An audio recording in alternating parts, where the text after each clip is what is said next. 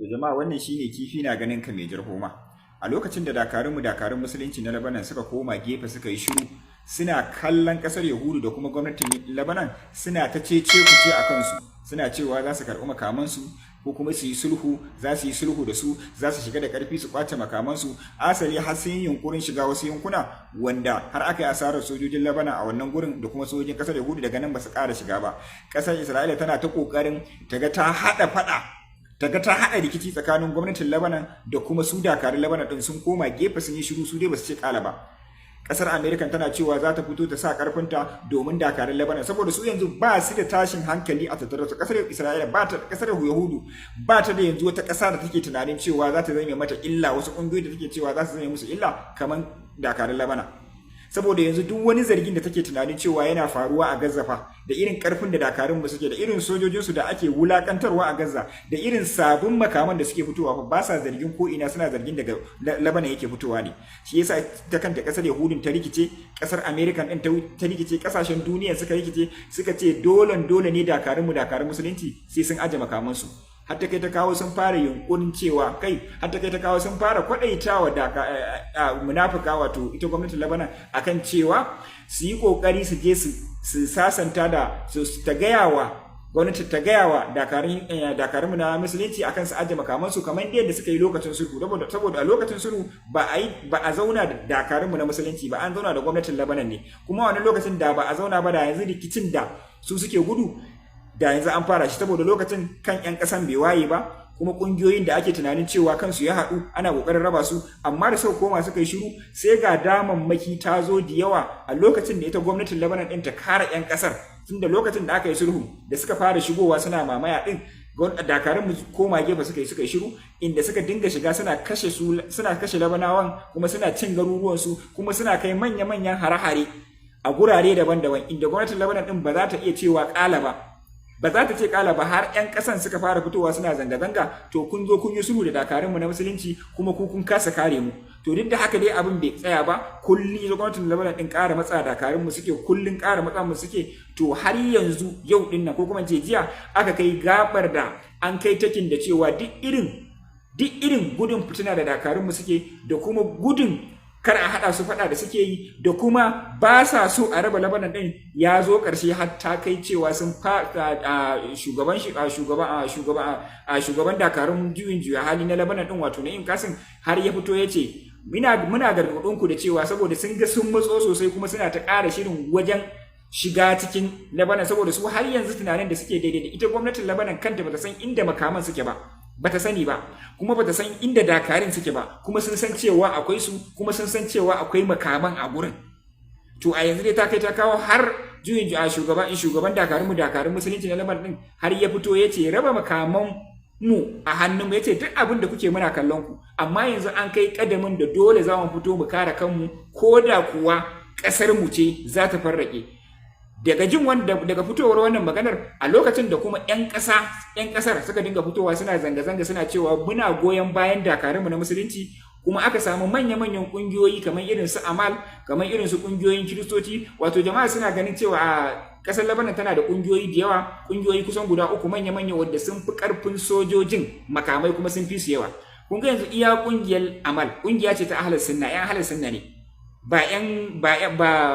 yan shi'a bane yan ahlus sunna ne amma suna goyon bayan dakarun musulunci kuma suna tafiya guri ɗaya kuma su ne suke gudanar da gwamnatin gabaki ɗaya idan ka zo bangaren kungiyar kiristoci su ma suna da ƙarfi sosai da makamansu da bindigunsu ana tunanin ma sun fi na gwamnatin amma a wannan karan sun fito sun datse kansu guda 3 sun ce idan aka sake aka ce za a yi yunkuri a ce za a farwa dakarun musulunci na Lebanon domin a karɓi makamansu to fa suna shirye domin su kare su kuma su shiga musu suna shirye inda kungiyar kiristocin ta fito ta yi bayani bayan shugaban juyin juya halin su na dakarun na musulunci na Na'im Qasim ya fito ya magana da su kuma kungiyar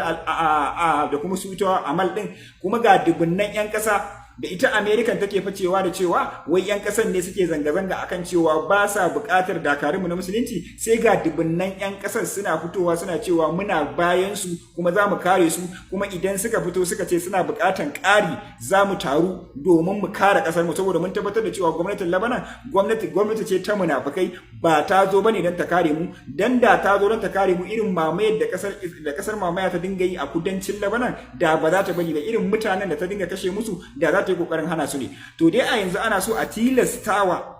'yan kasar su fara faɗa tsakaninsu, to kuma abin ya gagara, sai kuma yanzu gashi nan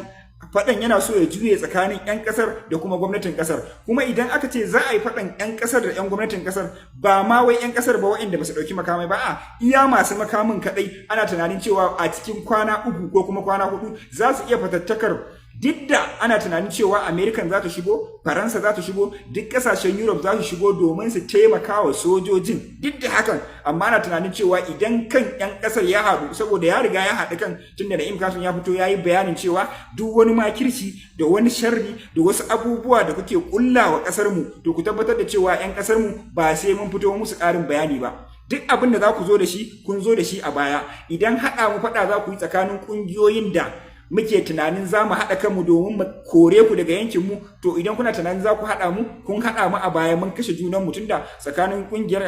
dakarunmu na musulunci da na amal ɗin da na kiristoci ɗin a shekarun baya sun yi bala'in faɗa, wanda daga baya da suka zo suka gane cewa Yahudawa ne suke haɗa, sun zo sun haɗa kansu, suka ce musu a shine Kassim ɗin ya fito ya ƙara da cewa duk abin da za ku faɗa a kanmu, ko kuma ku faɗa 'yan ƙasa a kanmu, ko kuma ku ce za ku rikita mu fa, kar ku manta yanzu 'yan ƙasar mu komai a hannu suke fita, kuma muna gargaɗin ku da cewa wannan yunkurin da kuke yi tamkar za ku rasa Lebanon ne, kuma tankar za mu kori azzalumai ne, mu kafa daular mu ta juyin juya hali. Saboda haka jama'a ci gaba da sa al'ummar Lebanon a cikin addu'a. Akwai yiwuwar cewa idan har kasar American da kuma wa'annan munafukan kasashen Larabawan da kuma wa'annan munafukan sojojin na Lebanon, gwamnatin Lebanon din suka ce za su matsa, to akwai yiwuwar fa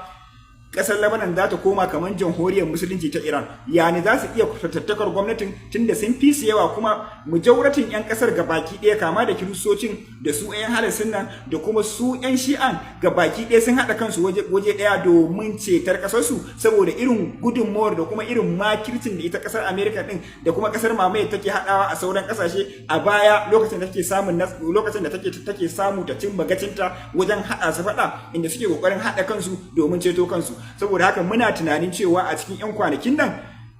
dakarunmu na musulunci za su fito da aiki, duk da dai mun san da cewa comment ne ba a ba su ba tun a farko, dan da an ba su dama ko kuma an ce su da yanzu ba wannan magana ba wata magana ake yi. Amma a yanzu muna tunanin cewa uwarsu wato jamhuriyar musulunci, saboda muna tunanin cewa a yanzu idan suka tace musu, duk da daman cewa wannan kadamin take so a zo, wannan lokacin take so a zo ne yadda kowa zai gane wace ce kasar mamaya, wace ce gwamnatin Lebanon, wace ce kasar mamaya, kuma wace ce wasu waye munafukan musulmai, kuma su waye ne suke leading din ita gwamnatin Lebanon din, wanda a yanzu 'yan kasar gabaki ɗaya ba wanda bai sani ba, kuma ba wanda bai san yadda za ake kokarin a dirme kasarsa ba. To wannan kadamin ne muna tunanin cewa a cikin 'yan kwanakin nan kadai wani yakin basasa zai iya ballewa a Lebanon, duk da ana tunanin cewa kasar Yahudin za ta shigo da karfinta. Kasar American din daman already tana nan tana ta cewa za ta shigo da sauran kasashe, amma ana tunanin cewa lokacin da fa Lebanon za ta fashe ba, a wannan lokacin ita kanta kasar mamayen fa za a far mata ne. Saboda haka a ci gaba da addu'a, ubangiji Allah ya ba dakarun musulunci nasara, Allah ya kaskantar da kafirci, ya ɗaukaka musulunci, kuma ya nuna mana munafukan musulmai.